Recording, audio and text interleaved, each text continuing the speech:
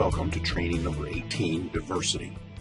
Now this is a basic diversity training. You're trying to teach your staff just the basic concepts, not to get too deep here. We're looking for inclusion and teamwork.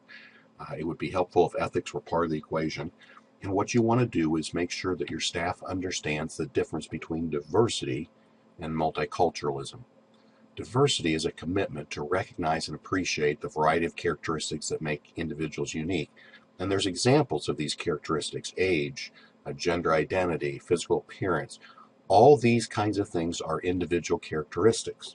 When you come to multiculturalism, we're talking about the preservation of different cultures within an existing cultural identity.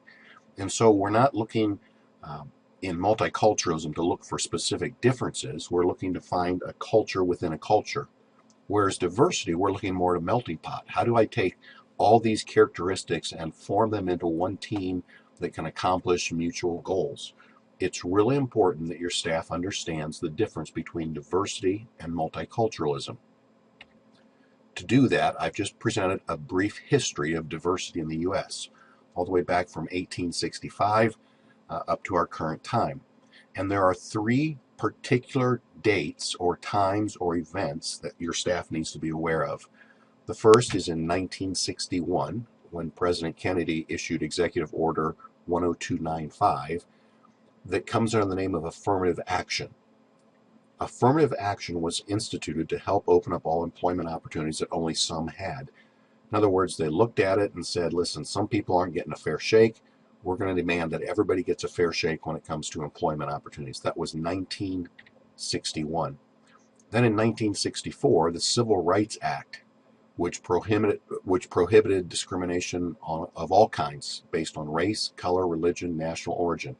1961, 1964. These are critical dates and times in terms of the sequence of how diversity emerged within the United States. The third one is in 1972. Title VII of the Civil Rights Act, and it's most often just referred to as Title VII, made it unlawful for an employer to fail or refuse to hire, discharge, or otherwise discriminate based on race, color, national origin, sex, age, handicap, and religion. So you have affirmative action in 61, you have the Civil Rights Act in 64, and in 72 you had Title VII, which basically put the law in place to make it illegal to discriminate on the basis of diversity. Now we know that discrimination still happens, but we need to be understanding about what causes it and why it happens. So I've put a couple practice scenarios for you. Here's one about a middle school. Here's one about two white women. White woman working for a county mental health, and then two white couples sitting together. And what I'd invite you to do is walk through these situations with your staff and talk openly about diversity within your agency.